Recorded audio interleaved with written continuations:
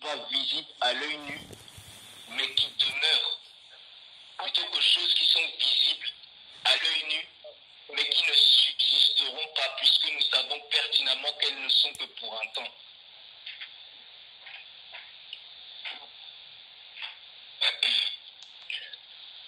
Donc, il y a certaines choses que j'aimerais partager par rapport à, pour revenir un peu sur les hérésies qui nous ont été apportées par les religions, notamment par rapport au fait que on a été forcément, durant notre vie, induit en erreur par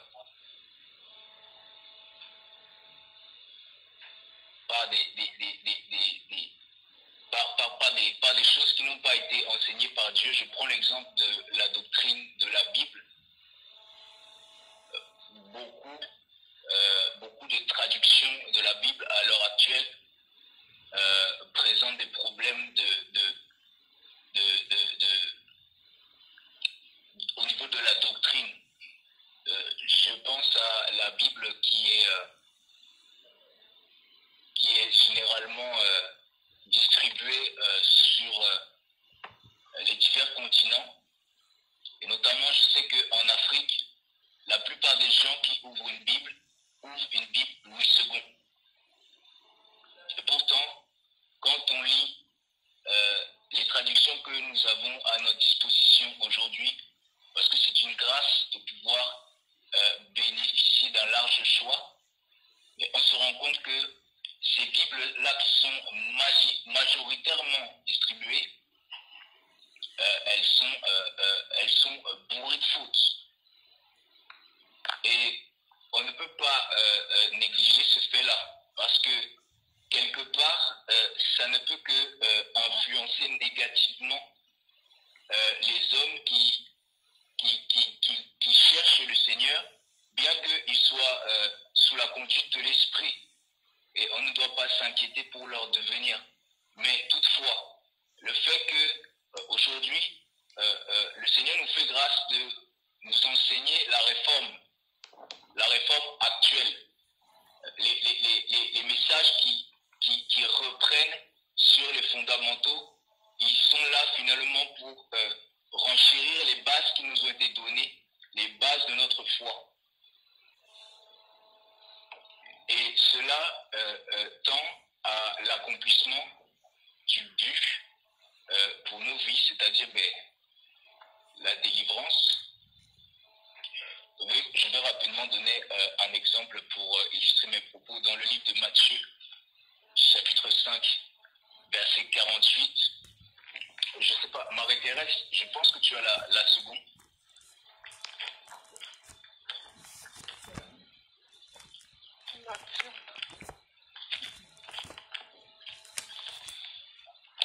Matthieu combien?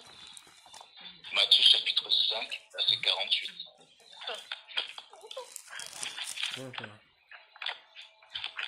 Ça sera combien?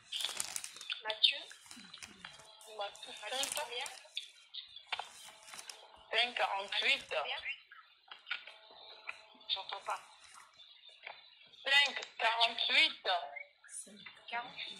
5,48. 48. 48.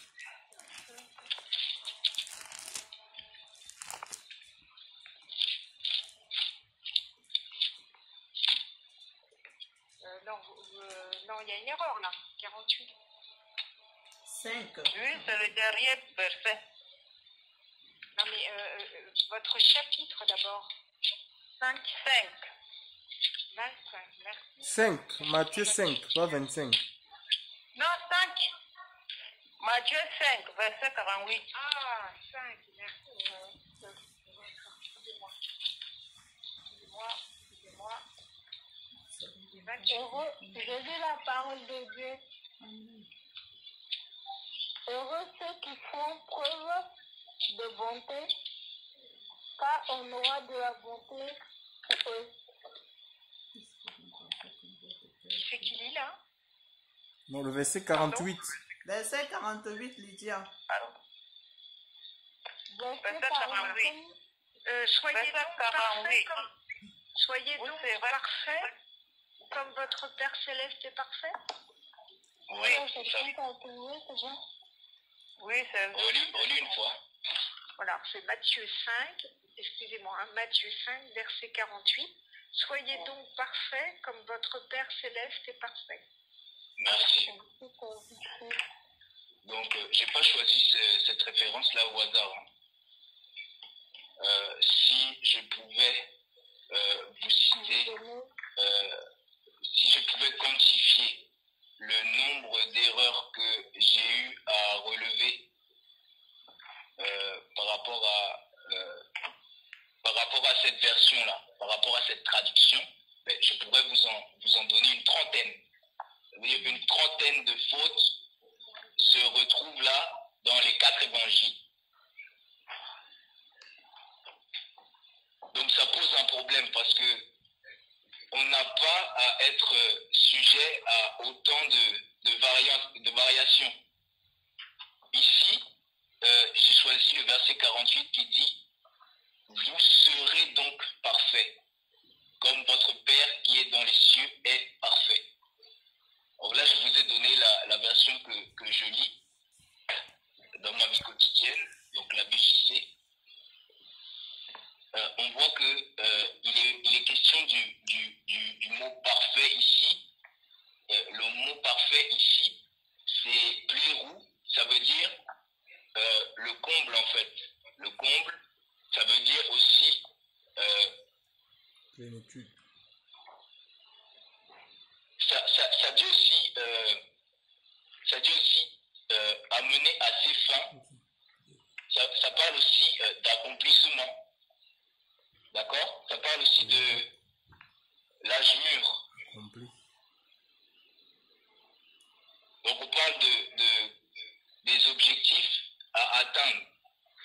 Et il est clair que quand on lit « Soyez donc parfaits », on peut partir du principe que c'est quelque chose auquel nous pourrions aspirer, c'est-à-dire pouvoir y parvenir par des moyens qui sont les nôtres.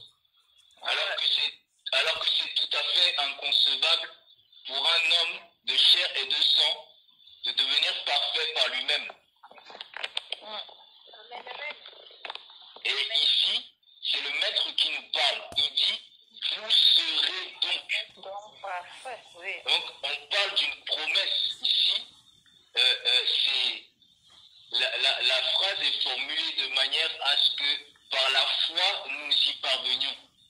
Amen. Et non pas des moyens charnels. Finalement, on sait à quoi s'attendre parce que c'est le but, en fait, c'est un des buts de notre foi. Et dans ce livre-là, Matthieu, le Seigneur souligne en fait son hégémonie, à savoir sa royauté. Et on parle souvent à partir de ce terme-là d'accomplissement dans le livre de Matthieu chapitre 3, lorsque Yahushua est avec Johanna dans le désert. Il parle à Johanna, il lui dit, il nous convient d'accomplir toute justice.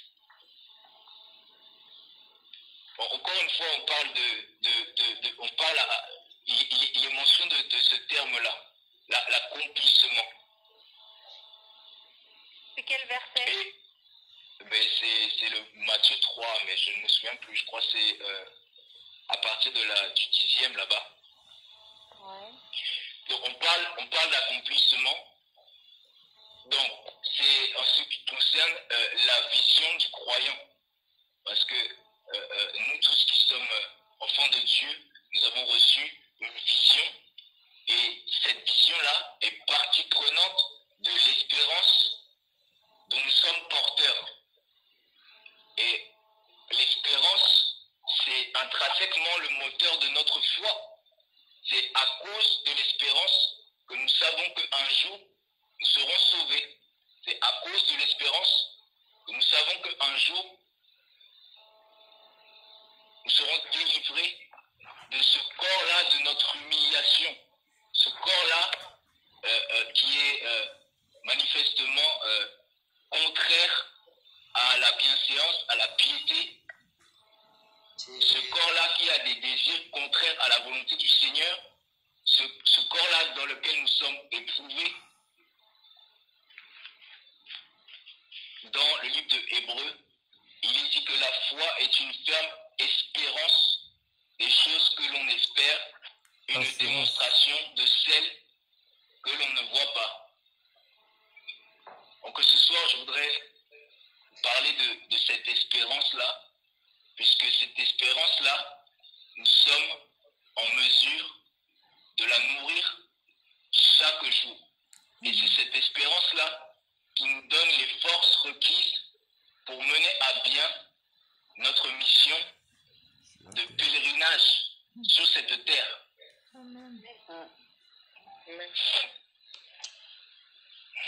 Donc, j'aimerais que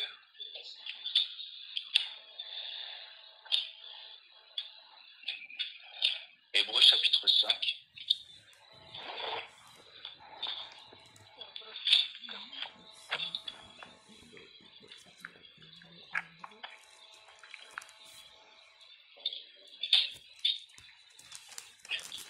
On va s'arrêter un peu sur plusieurs passages de la Bible. Hein. Je pense que ça dérange personne qu'on ouvre régulièrement, on aille de part et d'autre dans les Écritures.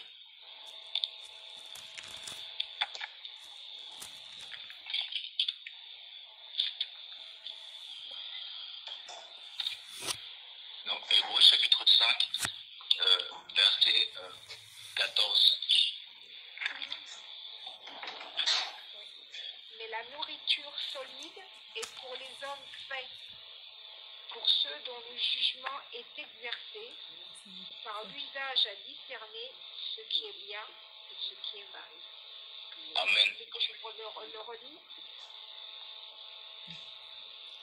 Hébreux 5, chapitre 14. Mais la nourriture solide est pour les hommes faits, pour ceux dont le jugement est exercé par l'usage à discerner ce qui est bien et ce qui est mal. Voilà. Donc ici, on nous parle des hommes faits. Donc c'est un homme fait, c'est un chrétien qui est mature et c'est un chrétien qui est enraciné dans la connaissance précise et correcte du Seigneur. Quelqu'un qui ne pourra pas être emporté par les doctrines diverses et étrangères de ce monde qui ne peuvent que nous détourner de la volonté de Dieu.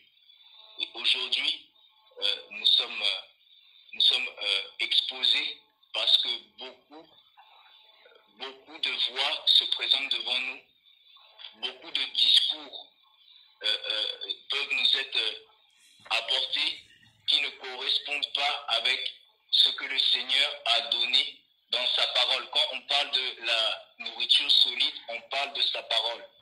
Parce que c'est de cette nourriture dont il est question. Et ici, on nous demande d'exercer nos sens à discerner le bien et discerner le mal. De manière à ce que nous puissions être ces personnes-là qui prennent les décisions, non pas dans la chair, mais des décisions avec la conviction. On connaît tous ce passage dans Romains 14 qui dit que ce qui n'est pas fruit d'une conviction est péché. On le connaît tous ce passage-là. Mais le tout, c'est finalement de reconnaître que ce sont nos sens qui sont exercés aujourd'hui par la mesure de notre foi et par notre communion de vie avec Christ qui nous permettent d'avoir ce discernement. dans ce verset-là, on nous parle aussi de jugement. Pour beaucoup, le jugement,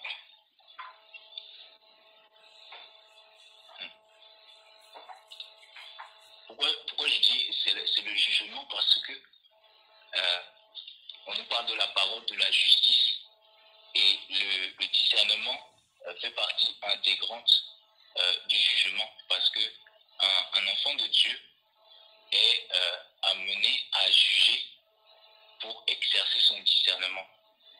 Et aujourd'hui, j'ai constaté que pour beaucoup, le jugement, c'est un sujet qui est tabou. Moi, je ne suis pas d'accord avec cela. J'ai lu les Écritures de long en large. J'ai vu qu'il est écrit qu'il y a un seul législateur, que nous sommes appelés à juger, c'est vrai, mais ne pas condamner. Condamner, c'est pas de notre ressort, parce qu'il n'y a que le Seigneur qui jugera au dernier jour. Mais le jugement en tant que tel, le jugement qui émane de notre révélation de la parole de Dieu, ce jugement-là, il est fondé sur les Écritures, il est parfaitement acceptable. Dans le livre de Yohanan 7, verset 24, le Seigneur dit: ne jugez pas selon les apparences, mais jugez selon la justice. Ça veut dire que ici, c'est une recommandation et c'est aussi un ordre, puisque c'est Jean chapitre 7, verset 24. Jean chapitre 7, verset 24. Merci. Ici, le Seigneur parle à l'impératif. Il dit que ne jugez pas selon les apparences, jugez selon la justice. Quand on parle de la justice, on parle de sa parole, que nous sommes ses disciples. Donc nous sommes censés demeurer dans sa parole. Donc nul n'est censé ne pas être à même de pouvoir juger. On peut ouvrir... Est-ce qu'on peut ouvrir Lévitique chapitre 19, s'il vous plaît?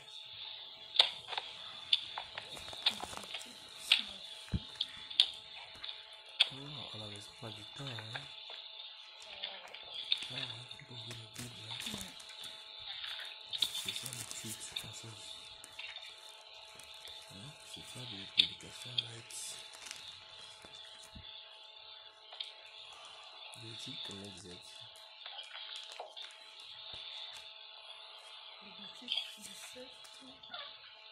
Lévitique chapitre 19, verset 15. Verset combien? Verset 15.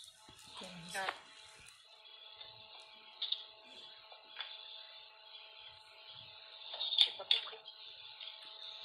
Lévitique chapitre 19, verset 15.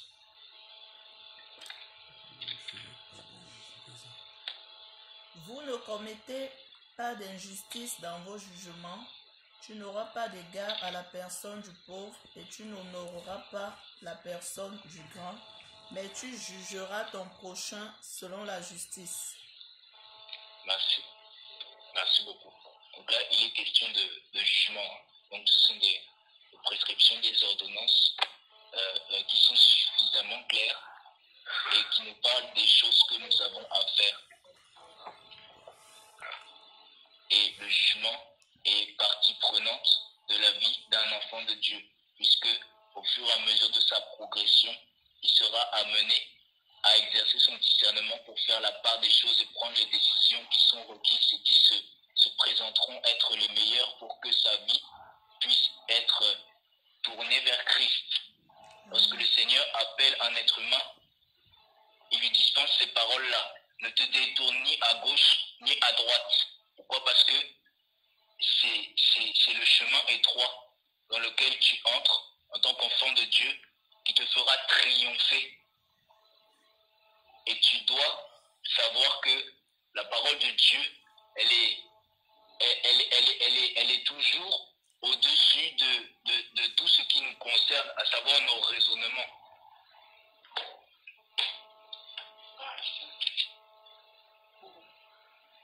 Dans Philippiens, chapitre 2,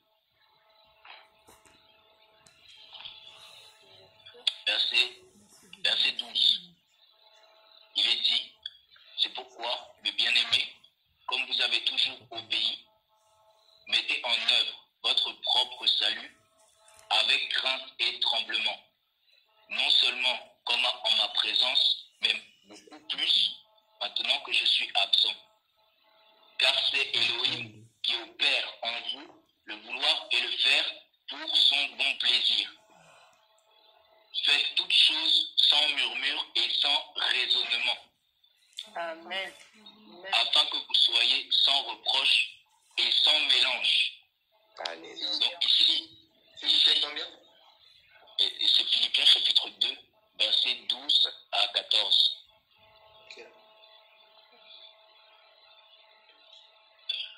Nous avons à entrer dans cette voie-là, qui est la voie précise et correcte selon Dieu.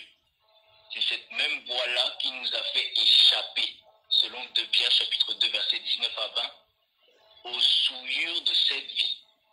Si aujourd'hui tu te réveilles le matin et que tu sens au-dedans de toi la sainteté de Dieu, c'est parce que la puissance de la connaissance précise et correcte, à savoir Yahushua, t'a délivré des souillures de cette vie. Amen. Raison pour laquelle le Seigneur demande et met un point d'honneur à ce que les hommes et les femmes qu'il a choisis, établis, élus, lui restent fidèles. Vous savez, la fidélité, c'est le contraire de ce qu'on peut appeler l'incrédulité, puisque finalement, l'incrédulité, c'est pas seulement le fait de ne pas croire. L'incrédulité, c'est aussi le fait d'être infidèle. Et celui qui est infidèle est aussi appelé adultère à cause de son hygiène de vie. L'adultère, on ne parle pas seulement de cela lorsqu'il y a un rapport sexuel illicite. L'adultère est aussi une conduite impie, en fait. Et on sait très bien que l'impiété nous mènera toujours plus en dehors de la présence de Dieu.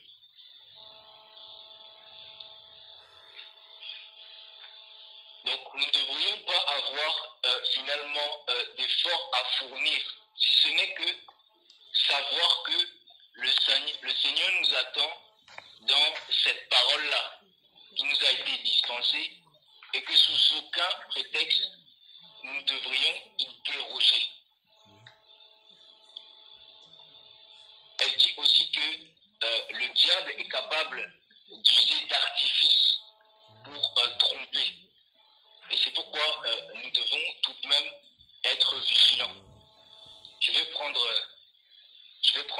un peu l'historique de ce qui s'est passé en fait avant que notre époque, notre génération soit ce qu'elle est devenue. Nous sommes en 2020, mais je crois savoir que après le décès des apôtres du Seigneur, après que leur mort soit déclarée, il y a eu un temps de latence, en fait, pour les nations. Et ce temps-là a ouvert la porte à des hommes qui étaient finalement épris d'eux-mêmes, qui ne cherchaient pas la volonté du Seigneur, mais plutôt leurs intérêts particuliers, et qui ont été des protagonistes de ce qu'on appelle la religion et toutes sortes de dénominations. Je vais commencer par parler du catholicisme romain. catéchisme romain, c'est une institution qui est à l'origine de toutes ces dénominations qui sont aujourd'hui, elles sont partout, ces dénominations. On assiste à notre époque à une prolifération de ces dénominations. C'est-à-dire que lorsque nous sommes en voiture, nous sommes à même de croiser des panneaux d'indication qui me disent que là, il y a toute direction, mais il y a aussi église protestante, église réformiste, église évangélique, etc. J'en passe et tout consort. Quand vous regardez l'arbre généalogique de ces systèmes paganisés, vous vous rendez compte qu'ils sont vraiment nombreux. On peut en distinguer une multitude. D'ailleurs, aux États-Unis, il y en a des milliers. Ici en France, il y en a beaucoup également. Il y a 33 000. Pardon? Il y a 33 000. Vous vous rendez compte un peu? 33 000 aux Combien il y en États-Unis. a? 33 000 Combien? dénominations. Il y en a combien? 33 000 dénominations. Oh là là là là. 23 000. 33 000 aux États-Unis. 23. 3 000. 33 000. Ah ouais, 33 000, d'accord. Ah ouais. Oh, punaise. Au niveau évangélique ou au niveau religion? Mais tout ça, c'est des religions évangéliques, pentecôtistes. La dénomination. C'est des religions, Marie-Thérèse, hein, c'est pas... Oui, non, mais La dénomination, c'est les religions. Dénomination, c'est des religions, tout ça, comme le frère est en train de dire, ce sont les filles de la religion catholique. Donc, voilà. Ok. Donc, il y a de nombreux points, en fait, sur lesquels on pourrait... C'est des enfants. On pourrait s'arrêter pour parler des divergences doctrinales. Je vais commencer par citer une définition proche de la réalité par rapport à ce qu'on appelle l'œcuménisme aujourd'hui en France. L'œcuménisme, c'est un mouvement qui tend à promouvoir l'unité dans l'Église en dépit, d'accord, en dépit de leurs différences doctrinales. Yes. L'œcuménisme aujourd'hui, c'est dans toutes les bouches, parce qu'on connaît que les courants du christianisme sont multiples. Mais d'où vient le catholicisme? Parce que c'est lui qui a été implanté le premier, et quand on se rend compte des vies et des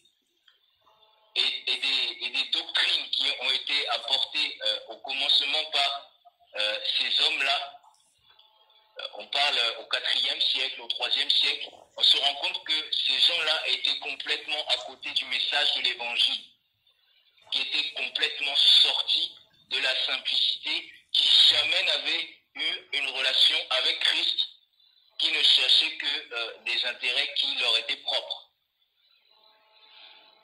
Depuis quelques jours, on a eu l'occasion d'entendre vraiment parler de ces doctrines démoniaques, et je voulais revenir sur certaines d'entre elles, tout simplement parce que il est bon de connaître vraiment la fourberie du diable pour pouvoir la dénoncer. La Bible dit dans Éphésiens chapitre 5 verset 11 que nous ne devons pas participer aux œuvres infructueuses des ténèbres, mais qu'au contraire, nous devons les dénoncer. Et c'est ça aussi notre devoir en tant qu'enfant du Seigneur. Pardon? Éphésiens combien? Éphésiens chapitre 5 verset 11. Merci. C'est ça aussi notre devoir en tant qu'enfant du Seigneur. La Bible ne nous demande pas de nous taire, mais de reprendre notre prochain s'il est dans l'erreur, de manière à ce qu'il puisse sortir de sa bassesse, de sa condition. Amen. C'est comme ça que le frère en question, notre prochain, on va lui manifester de l'amour. Mais ce n'est pas un manque de respect que de juger que cet homme, que cette femme est dans l'erreur. Au contraire. D'ailleurs, il y a des récompenses. Vous savez, il faut pas, vous savez, être ferme, ça fait partie du caractère de Christ. Dans le livre de Marc, on lit que lorsque le Seigneur est entré pour la première fois dans la synagogue des Juifs, le message qu'il prêchait a choqué la multitude des Juifs qui étaient assis dans cette synagogue. Et lorsqu'il s'adressait au peuple, cette autorité-là qui lui était conférée par le Père n'avait jamais été connue. Et d'ailleurs, les démons qui possédaient les personnes se manifestaient. A-t-il pour autant manqué de sagesse ou d'amour en étant ferme et usant de paroles tranchantes pour reprendre la médiocrité dans laquelle ces gens étaient établis? Non, au contraire, puisque ça a permis d'éveiller les consciences.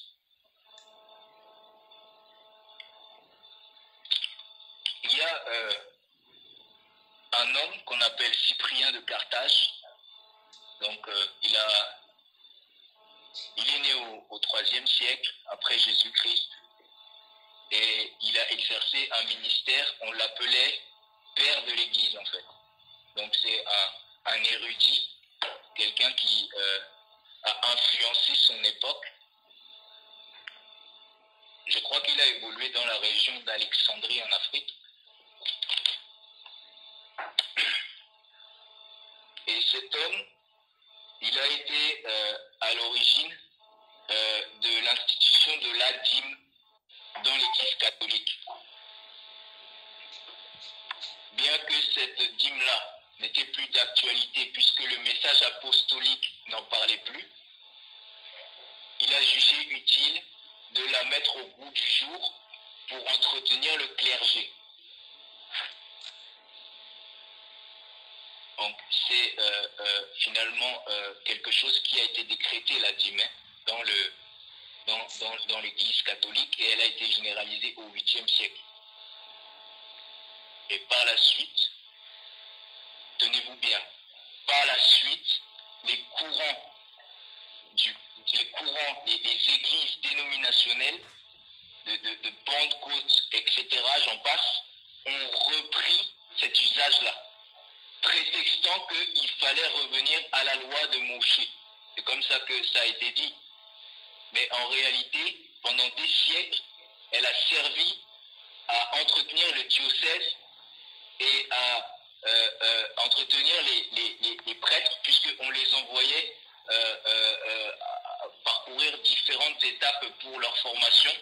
Et ils étaient tenus d'ailleurs de rester célibataires parce que il fallait soi-disant faire des économies. Oui. Voyez-vous, c'est moins cher, c'est moins onéreux d'entretenir un homme qu'un homme et toute sa famille.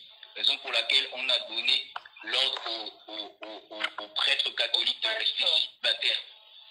Maman. Ces hommes-là n'avaient pas du tout l'intention de servir le Seigneur. Oui, c'est quoi ici, c'est ça. Vous savez, la dîme n'a rien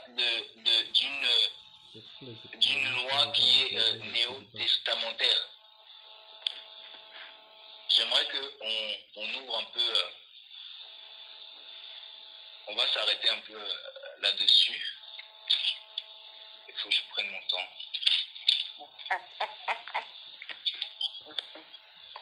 Et tu nous apprends des choses?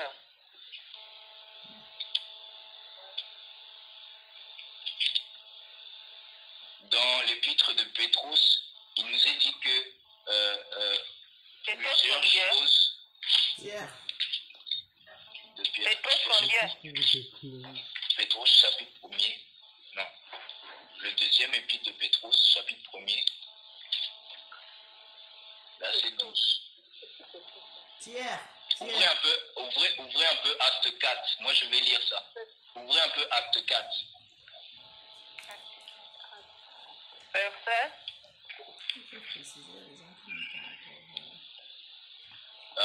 Il faut arriver à la trentaine. Hein. Je vais lire ça. 2 Pétrus, chapitre 1er, verset 12. Il est dit: c'est pourquoi je ne négligerai pas de vous rappeler sans cesse ces choses. Donc ici, il parle bien sûr des éléments élémentaires. Il dit: quoi que vous ayez de la connaissance et que vous soyez fondée dans la vérité présente. Donc, ici, on nous dit que certaines choses étaient volontairement rappelées incessamment de manière à ce qu'elles soient bien assimilées par les chrétiens. Pourquoi? Parce que nous avons besoin de la répétition. Et aussi, nous devons être assis dans les choses qui nous ont été données. Raison pour laquelle, bien que les choses puissent être parfaitement comprises à ce jour, notamment sur le fait que la dîme fait partie des lois cérémonielles qui concernaient la prêtrise lévitique, je pense que tout le monde ici en a conscience. Mais cependant, ça peut être utile de faire certains rappels, tout simplement. Dans Actes chapitre 4. Verset. Actes chapitre 4, verset 36.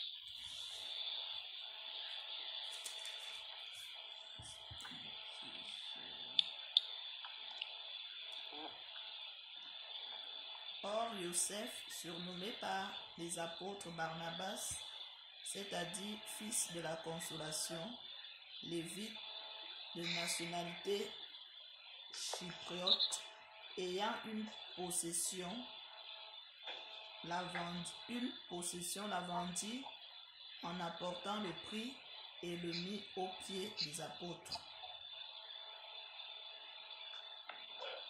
C'est bon? Voilà, c'est bon.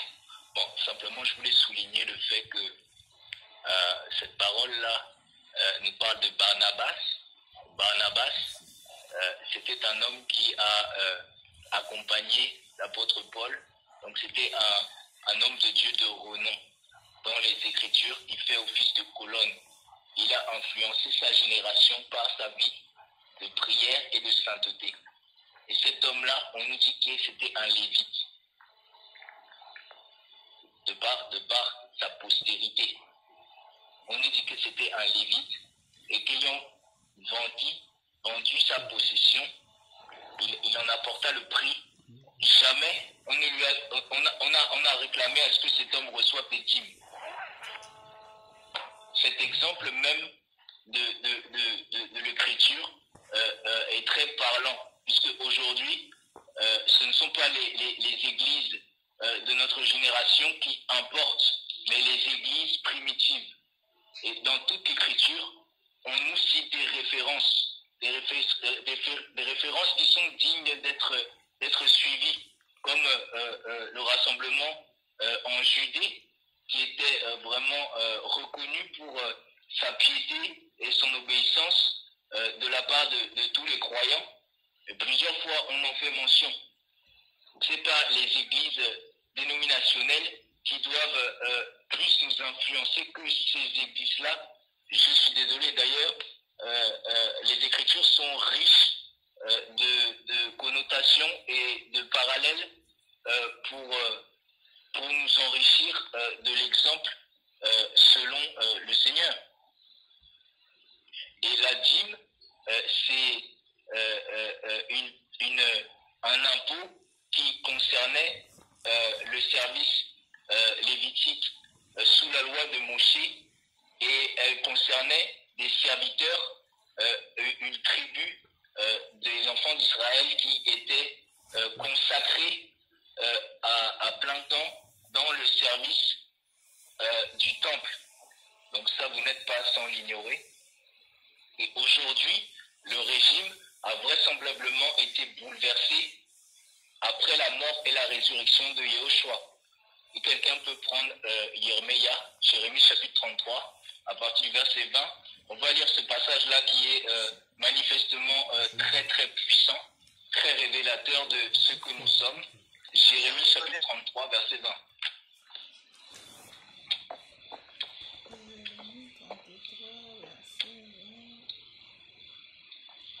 Jérémie combien? 33. Jérémie 33. Ainsi parle Yahweh, si vous pouvez rompre mon alliance avec le jour et mon alliance avec la nuit, de sorte que le jour et la nuit ne soient plus en leur temps, alors mon alliance aussi avec David mon serviteur sera rompu, de sorte qu'il n'aura plus de fils qui règne sur son trône, ainsi qu'avec les Lévites, les prêtres qui sont à mon service. Je continue. Verset 22. Oui. Car comme on ne peut compter l'armée des cieux, ni mesurer le sable de la mer, ainsi je multiplierai la postérité de David, mon serviteur, et les Lévites qui font mon service. Amen. Amen. Tu peux t'arrêter ici. Hein. Merci Françoise. Je pense que tout le monde a compris ici. On nous parle d'une prophétie. On nous parle d'une prophétie qui annonce les temps dans lesquels nous sommes. Ici, on nous parle de la postérité de David. D'accord? Et il est dit que les Lévites, qui étaient les prêtres consacrés à l'époque de Moshe, le Seigneur a eu l'intention de les multiplier, de sorte que tous le deviennent. C'est écrit, car comme on ne peut compter l'armée des cieux, ni mesurer le sable de la mer, ainsi je multiplierai la postérité de David, mon serviteur, et les Lévites qui font mon service. Ça veut dire qu'aujourd'hui, dans le temps dans lequel nous sommes, tous ont reçu cette attribution. Nous ne sommes pas lévites par la postérité de nos pères, puisque nous ne sommes pas enfants d'Israël selon la chair, mais par rapport à la classe et par rapport aux attributions qui nous sont conférées par le Saint-Esprit, nous sommes autant serviteurs de Dieu que ces Lévites de ce temps-ci. Donc il est inconcevable pour un chrétien qui lit la Bible et qui est éclairé par le Saint-Esprit de continuer à payer cette taxe sans être aveuglé. De même que pour les constructions, en fait j'ai appris que les constructions des bâtiments pour l'église avaient été finalement repris par Constantin Ier au IVe siècle, dans un but officiel de faciliter les rassemblements des croyants, mais dans un but de manière officieuse de mettre fin à la liberté des rencontres dans les maisons. Donc, officieusement, l'intention de cœur de ces gens-là était d'empêcher les chrétiens de se réunir dans les maisons. Voilà pourquoi ils ont repris les anciens temples-là et ils ont pris ça de leur origine païenne. Parce que ces gens-là étaient animés par des doctrines des païens, que ce soit les doctrines païennes de Byzance, que ce soit les doctrines païennes de l'Égypte. Mais ces gens-là étaient animés d'un tout autre esprit que celui de notre Père. Et aujourd'hui, quand on regarde le modèle des assemblées dénominationnelles, on retrouve certains de ces aspects-là. Parce que les hommes ont repris de leur influence catholique pour leur usage présent. Et c'est pour ça que le Seigneur n'est plus dans leur affaire depuis longtemps. Je voulais insister pour dire que c'est la doctrine que nous avons reçue qui nous a éclairés et qui nous prêche le retour à la parole. Alléluia. Les véritables enseignements que le Seigneur a dispensés sont ceux-ci: l'amour selon Dieu, la sanctification, la crainte de Dieu, la sainteté. Tous ces enseignements-là que je viens de citer, ce sont des enseignements qui sont manifestement falsifiés, changés.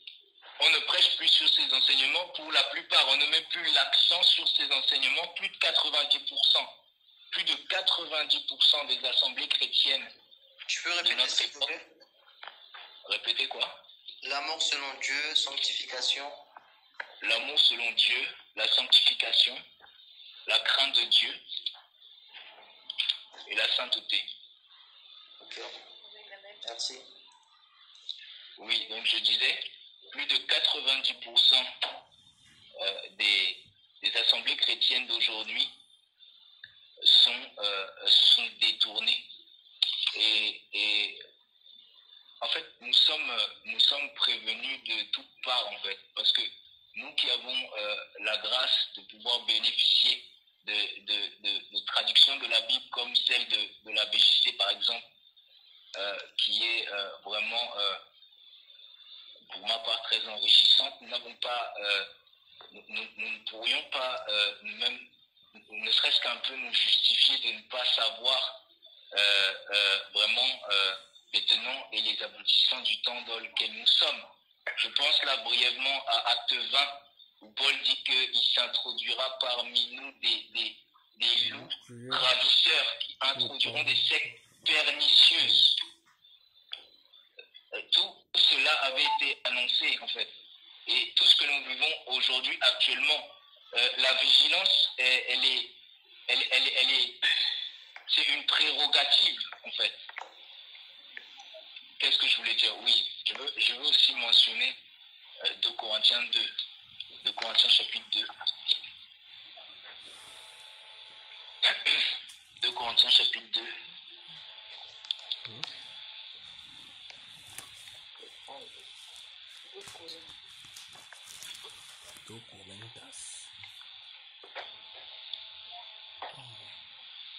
Rosalie, tu peux lire 2 Corinthiens chapitre 2 verset 16 s'il te plaît.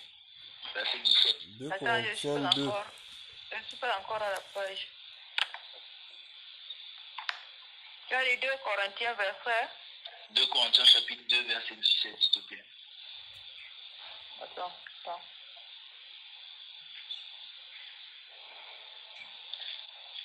Car nous ne faisons pas de commerce avec la parole d'Élohim avec beaucoup de fonds. Mais nous parlons du Mashiach avec sincérité, comme de la part d'Élohim et devant Élohim.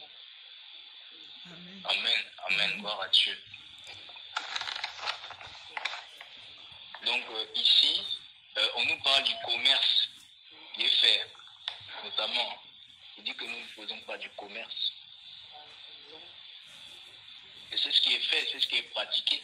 Et ça ne choque pas la plupart des gens. Pourquoi les chrétiens sont dans le sommeil spirituel? Parce qu'ils ont laissé ces choses-là. C'est ça la véritable pandémie. La pandémie, c'est pas le coronavirus. La pandémie, c'est l'ignorance. Et le fait de s'asseoir dans un bâtiment d'église où il y a le commerce. C'est ça la vraie pandémie, quoi. Vous savez, peu importe les épreuves que nous sommes amenés à traverser et de surcroît à surmonter parce que nous ne sommes pas seuls, la Bible déclare dans 2 Pierre chapitre 2 verset 9 que le Seigneur sait délivrer des épreuves ceux qui l'honorent. Amen. Et ceux qui l'honorent, c'est ceux qui s'attachent fermement à la parole du Seigneur. C'est ceux-là qui l'honorent. C'est ceux qui ne laisseront pas les influences extérieures gagner leur cœur. Amen. Et c'est ceux-là qui vivent cette paix-là au quotidien.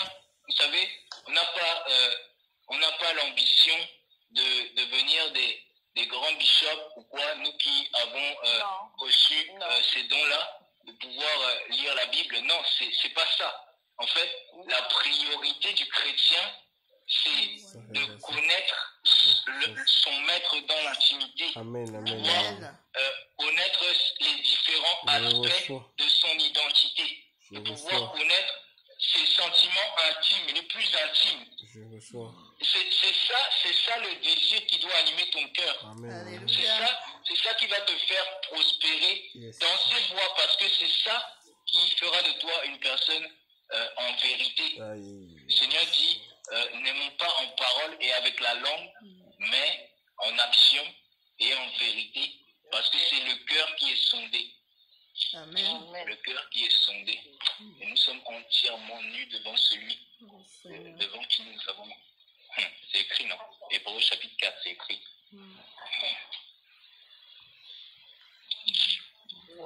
Voilà, donc je voulais parler de cette espérance que nous avons, nous qui sommes attachés à cette parole-là, parce que quand vous lisez les Écritures, vous apercevez que on parle beaucoup de cette espérance-là qui nous donne de pouvoir vraiment surmonter les difficultés et ne pas regarder au moment présent quand nous sommes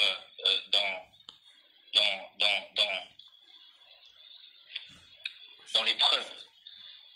On nous parle beaucoup de la persévérance dans la Bible notamment. Et cette force que nous avons, nous la tenons des Écritures. C'est cette écriture-là, c'est ces Écritures-là qui nous apportent la force dans le livre de Romains. On va prendre rapidement Romains. J'aime beaucoup ce passage-là.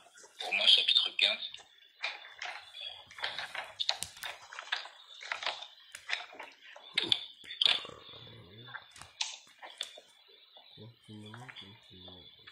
Romains combien? Romains chapitre 15, on va prendre versets 1 à 3. Romains 15. Oui, Romains 15, chapitre, versets 1 à 3.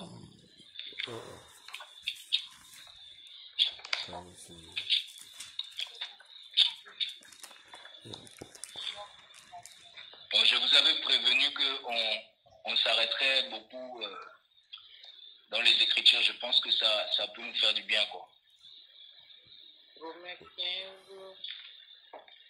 Le confinement est fait pour ça. Je pense que le confinement est fait vraiment pour étudier la parole de Dieu. Prendre du temps, avoir du temps pour étudier la parole. 1 à 3. 1 à 3. Mais nous devons, nous qui sommes forts, supporter les infirmités des faibles et ne pas nous plaire en nous-mêmes. Que chacun de nous donc plaise à son prochain, en ce qui est bon, en vue de sa construction. Car même le Machia n'a pas cherché à se satisfaire lui-même, mais selon qu'il a écrit, les ouvrages de ceux qui t'insultent sont tombés sur moi. Amen. Le verset 4. Le verset 4.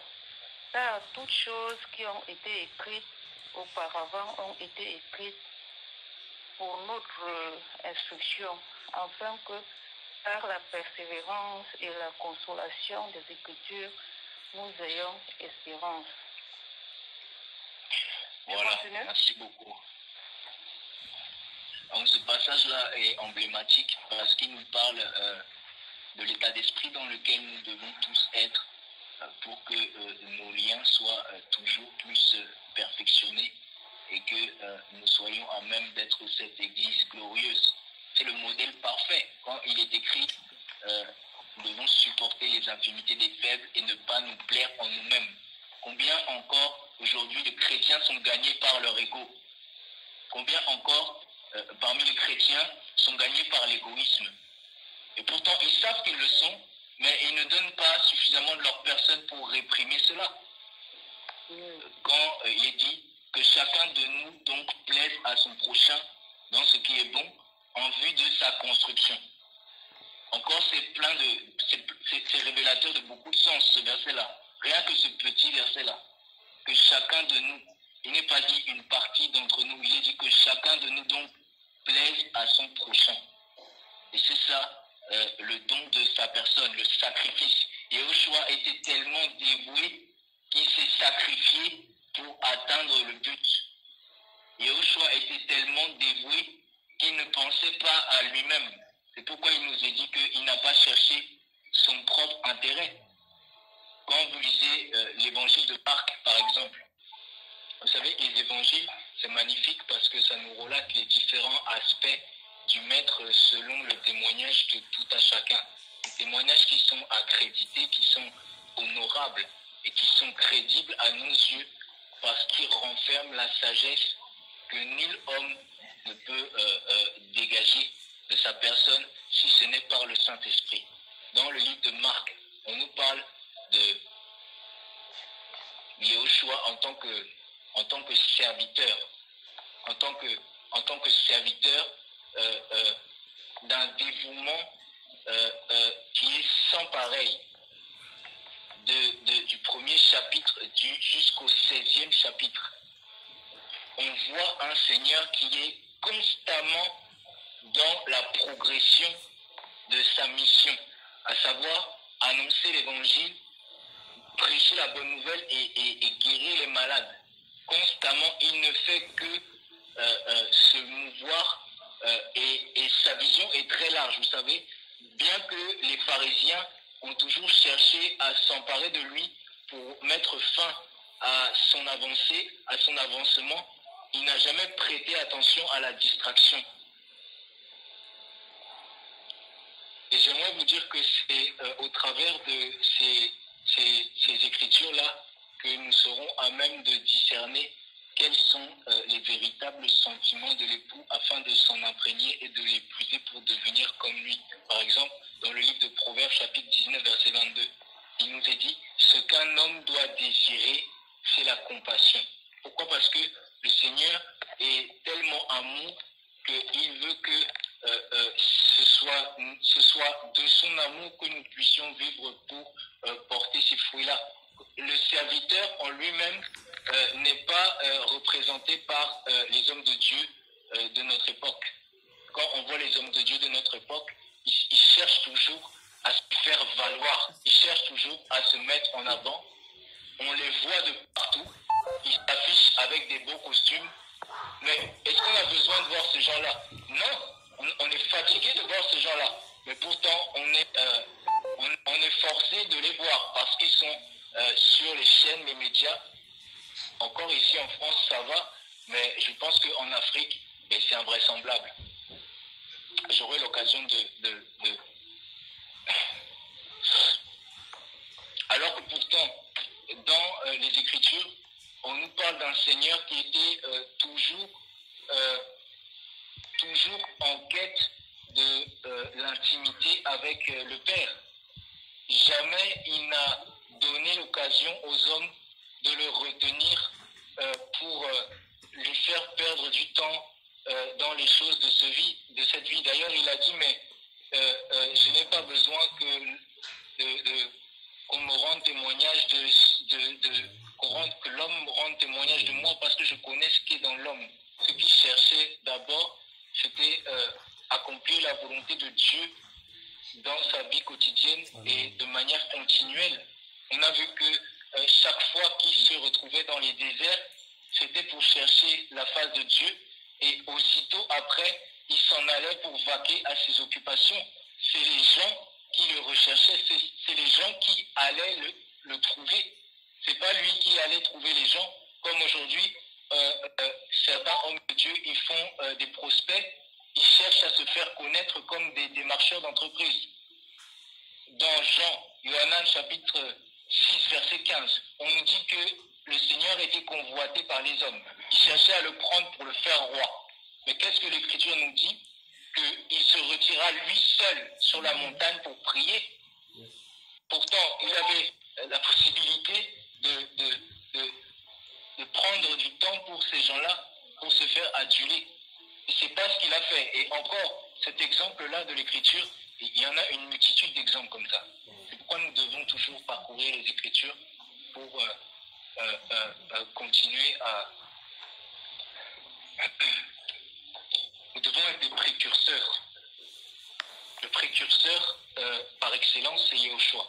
Un précurseur, c'est quelqu'un qui fraye le chemin pour la venue de son Dieu. C'est cela le vrai précurseur. Hier, il y a une question qui a été posée par Marie-Thérèse et ça nous parle du service, en fait. Donc, je vais prendre un temps pour vous faire part de ma mission de voir les choses. C'est dans 1 Corinthiens 9.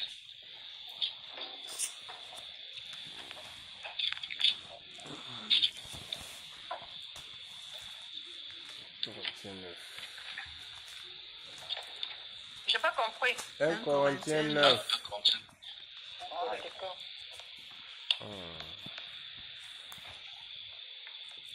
Yes.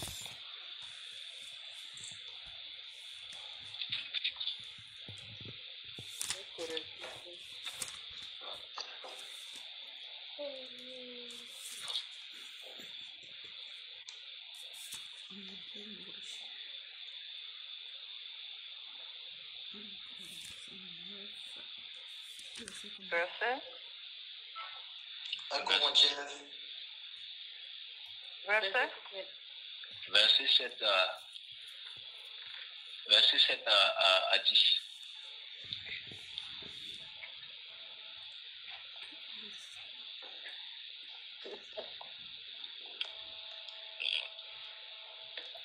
Qui est-ce qui va à la guerre à ses propres frais?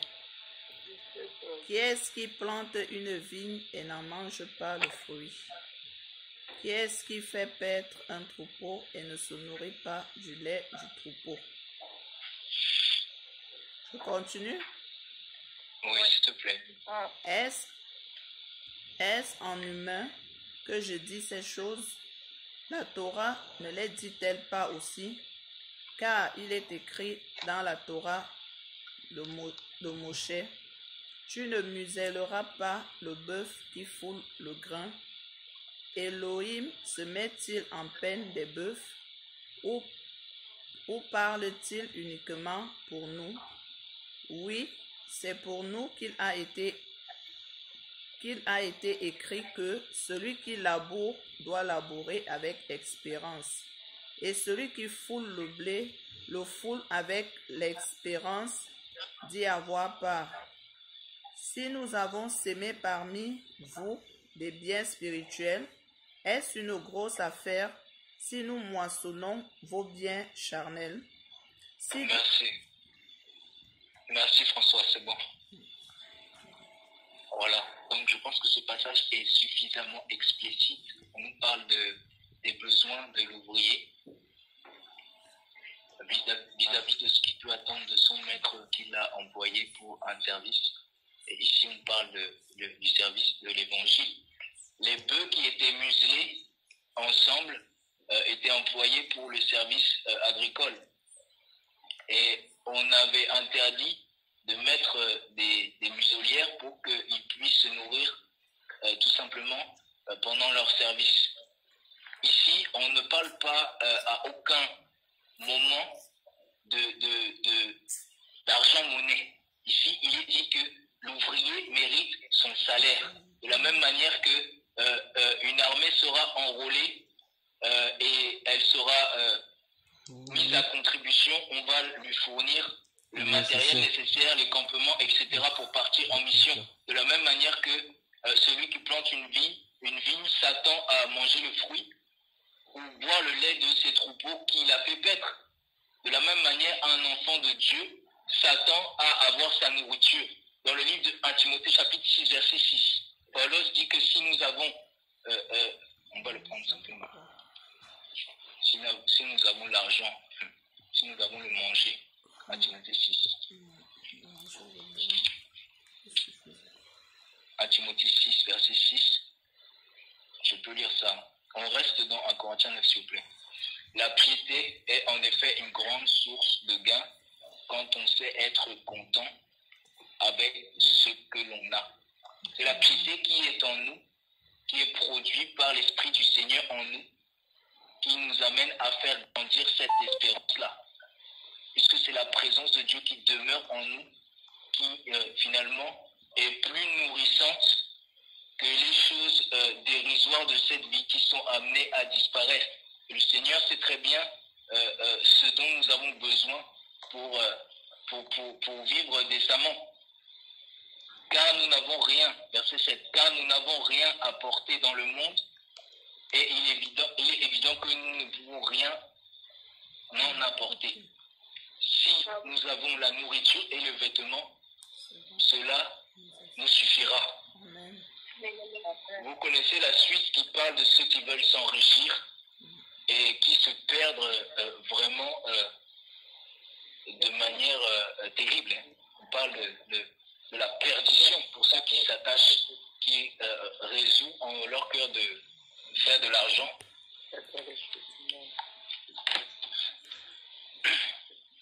Donc, cet état d'esprit-là de contentement dont il est question ici, le fait que nous puissions nous suffire du vêtement et de la nourriture, ça c'est un état d'esprit.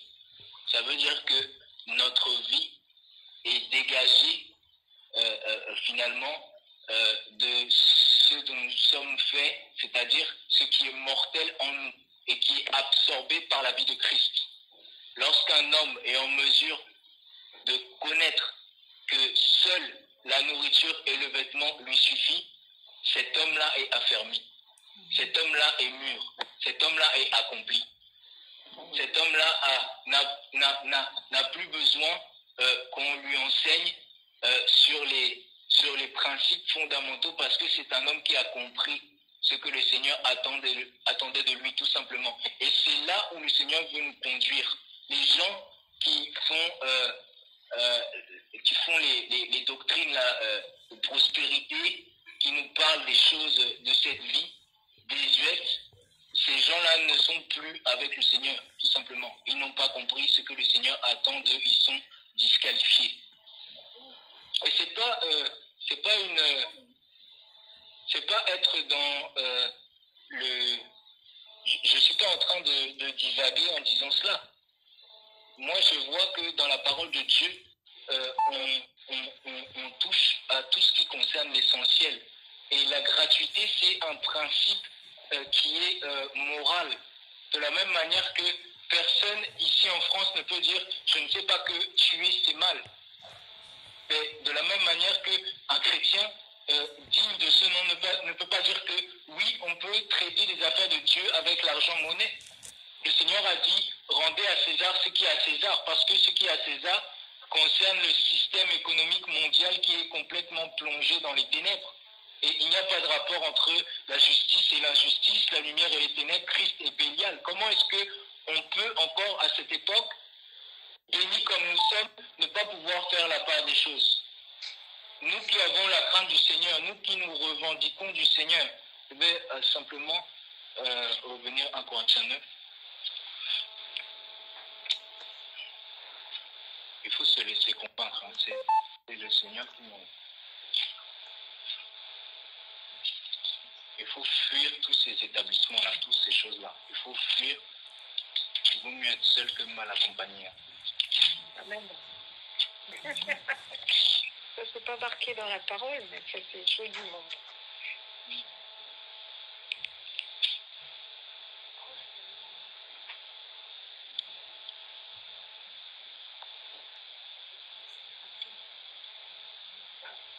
Donc, ça fait partie des prérequis pour converger vers le Seigneur, pour nourrir notre communion. Si nous sommes précurseurs, alors ça veut dire que nous sommes en même de répondre à la question « Travailler non pour la nourriture qui périt, mais pour celle qui est permanente, laquelle le Fils de l'homme vous donnera, car c'est lui que le Père a marqué de son sceau. » Nous ne sommes pas ici sur terre pour vivre à nos dépens. Nous sommes ici sur terre pour vivre selon ce que le Seigneur a institué depuis l'éternité. Réduire l'évangile à une simple affaire de gagne-pain, c'est limiter Dieu. Ici, dans l'évangile, j'ai vu que à plusieurs reprises, Paul insiste sur le fait qu'il se voulait être le modèle de tous, à savoir ce qu'il enseignait aux autres, il l'avait déjà mis en application dans sa vie. 1 Thessaloniciens chapitre 4, verset 11, s'il vous plaît. 1 Thessaloniciens chapitre 4, verset 11 et 2 Thessaloniciens chapitre 3. On va prendre ça. 1 Thessaloniciens chapitre 4. Et c'est les traditions qui nous sont dispensées par ces hommes-là qui sont importants pour nous.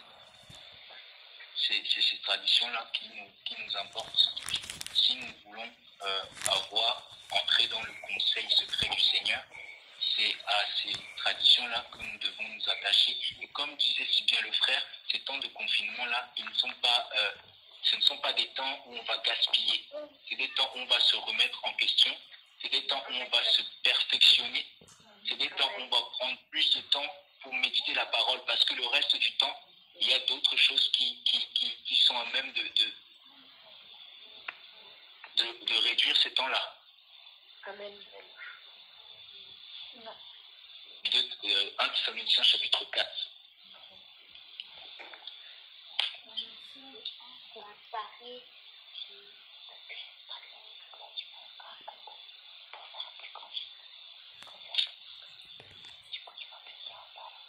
Ok.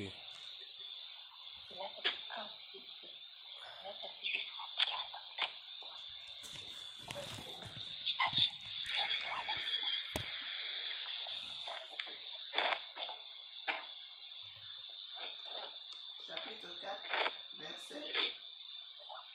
Verset, tu peux prendre le verset à partir du verset 10.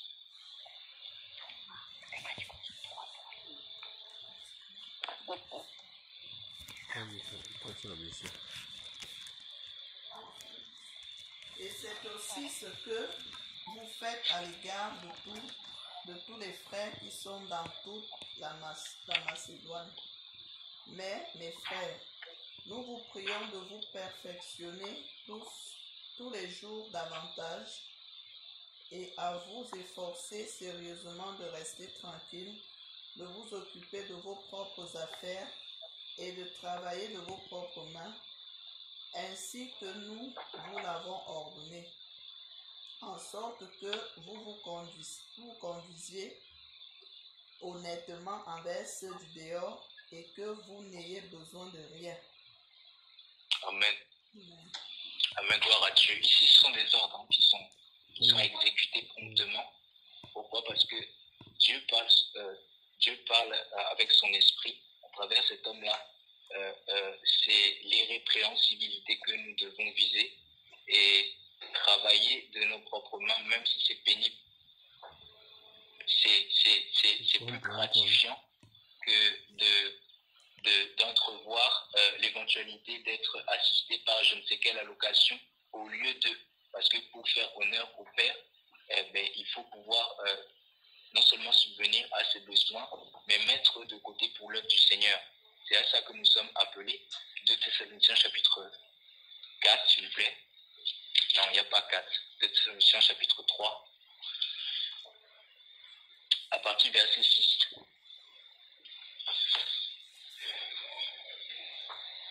Donc, je veux juste passer sur ces passages-là par rapport au fait qu'un homme de Dieu digne de ce nom, il ne s'attendra pas aux hommes pour percevoir un quelconque salaire. Pourquoi? Parce que ce n'est pas aux fidèles du Seigneur de les entretenir, ces hommes-là. C'est au Seigneur lui-même. Et ces hommes-là, ils vont faire de leur mieux pour pouvoir être indépendants et pour pouvoir au contraire suppléer aux besoins de celles et ceux qui iront rencontrer pour le témoignage. Tu vois, comme lorsque nous étions partis par la grâce de Dieu au Cameroun, si nous n'avions pas eu quelques économies pour soutenir les veuves, mais comment est-ce que nous aurions pu répondre à ces personnes-là qui étaient dans le désarroi, pendant que d'autres à côté ne se souciaient pas d'elles, étaient dans leur grand siège là de pape, attendaient les dîmes. C'est pas comme ça, quoi. Paul dit qu'il s'est même appauvri pour les autres. Paul n'a jamais cherché à profiter. D'ailleurs, à cause de sa conscience, et il le dit même dans 1 Corinthiens 9 là-bas, il le dit que ce n'est pas qu'il n'en avait pas le droit, mais il ne voulait même pas se le permettre. Tout simplement parce que il n'avait pas pour ambition de s'enrichir sur le dos de qui que ce soit. Et c'est pareil pour les hommes de Dieu qui nous ont précédés, qui ont précédé ces gens-là. Abraham, quand il voulait acheter le champ à Guérar, à Macpéla, pour son épouse défunte, il a refusé l'argent il a refusé l'argent parce qu'on lui proposait le le champ gratuitement, il a dit que non, je vais payer ce champ. David, dans 2 Chroniques 21 là-bas, quand l'ange de Yahweh allait frapper sa vie à cause de son péché, son iniquité, qu'est-ce qui s'est passé? On va prendre ça rapidement. Mais restez dans 2 Samuel chapitre 3, s'il vous plaît. On va prendre ça, 2 Chroniques. Moi, je n'ai pas vu dans la Bible un homme du Seigneur aller faire des courbettes pour l'appât du gain. Ça n'existe pas nulle part.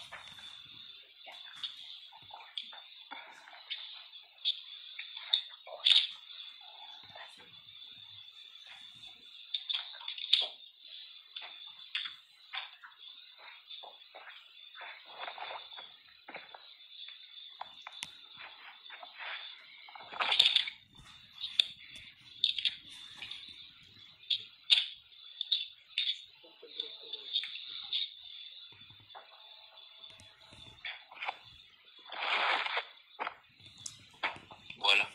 Donc, ce n'est pas de Chronique, c'est 1 Chronique, chapitre 21.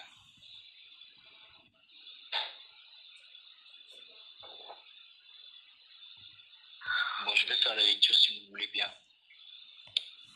1 Chronique, chapitre 21, à partir du verset 18.